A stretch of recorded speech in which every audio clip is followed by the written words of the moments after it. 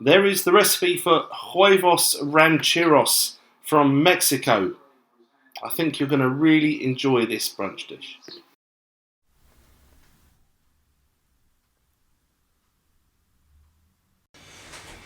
Hello, welcome back to Uncle Matt's Cookery Lessons. I'm going to do part 3 of my brunch trilogy, which really does make it sound a bit more important than it probably is.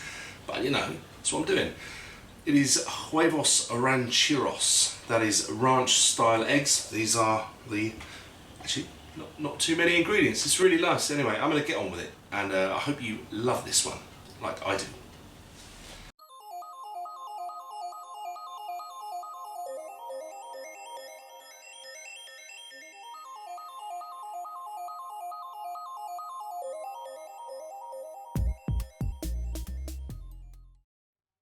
So to save a little bit of time, I've already chopped up the vegetables, and yes, that was some lard there. So if you're vegetarian, replace that lard there, that's just about to disappear,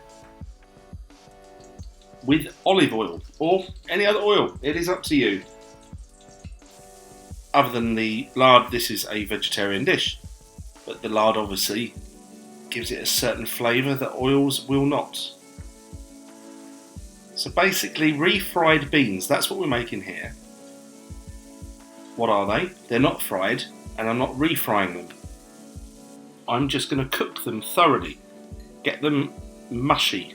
The other ingredients are flavours: onion, chilli, garlic. It's going to make it more delicious. That is the garlic going in.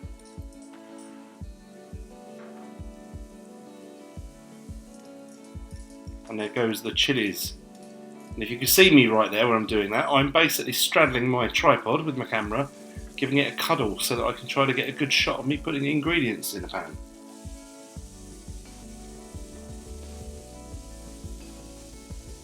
So the beans go in. Some recipes where they make this, they don't mush the beans, they just sort of scatter them on the dish. There are many different ways of making this dish. You find the one that you like the most. The water there helps me mash these beans, and how much water you put in is up to you. It depends how thick you want them to be eventually. If you think they're a bit wet for you, just keep them cooking away until they thicken up, or add a bit more water if they're a bit thick, up to you. You just let it simmer away gradually while it thickens up. And if you do want to make this in advance and reheat it, you may well need to also add a little splash of water in the bottom of the pan, because it will catch and burn quite easily. Microwaves are also quite handy. And you can see me there mashing, got my potato masher, and I've decided to go for more of a crushed bean rather than a puree.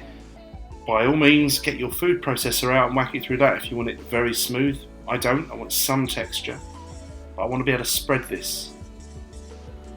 What you want to do then is take a spoon that's far too small to stir it, have a taste, adjust the seasoning to your palate.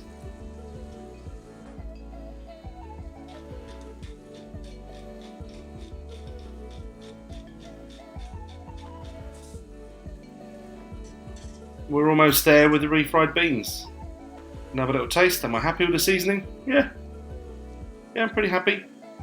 In goes my herbs. I've gone for parsley, traditionally, coriander, but coriander's not really allowed in this house, so it isn't. Anyway, that's done. Leave that to the side. The tomato salsa, which isn't the sort of salsa that you normally associate. It's a sauce, because salsa means sauce, right? So this is a cooked sauce. Again, there are many variants how to do this, but I've just decided to go for this method. So I've used the other half of the onion that's on the recipe.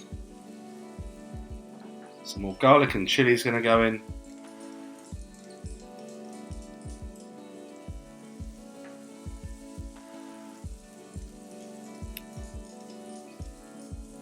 Again, if you're not that into chilli, leave it out. It doesn't have to be in there. These are quite mild, these ones. I've removed the seeds. Tin of decent quality tomatoes, which I'm going to need to break down with my wooden spoon. And again, I want this finished sauce to have some texture to it. I'm not looking for a puree. By all means, if you've got your food processor out for the beans, then use it for this as well. That's a good idea. Swill the can around with a bit of water to make sure we get all the bits of tomato out. In goes some oregano.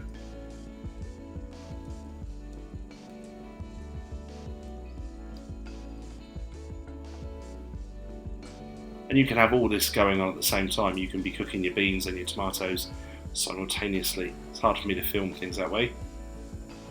It's time almost to plate up. So this is a corn tortilla. If you can't find corn tortillas, use flour tortilla, it'll be alright. But these are really nice, I've got to say.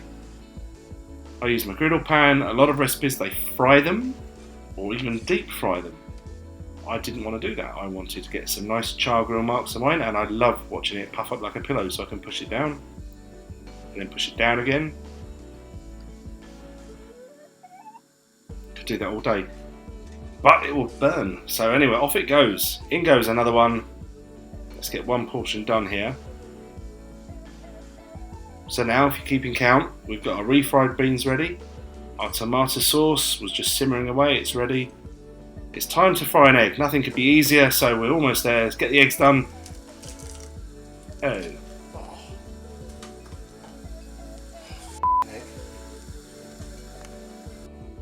So I'd keep that in there just to let you know that even cracked eggs can happen to anybody. So I started again. And this time, I was delighted, it went quite well. Now, I saw this recipe first done by a chap called Rick Stein. I'm sure you've heard of him. Any of the people in Great Britain anyway. Legendary seafood chef. But he did a tour in Mexico and he did this, and I thought it looked fantastic. And he liked his eggs fried very, very crispy around the edges. So that is on a high heat, but with a lid on to make sure that the whites on the top of the egg cook. But I do actually deliberately want some crispy edges. If you don't like that, don't do it. Just cook them the way you normally would. But there we go. I sped that up a little bit. And the eggs are done. Let's assemble this thing.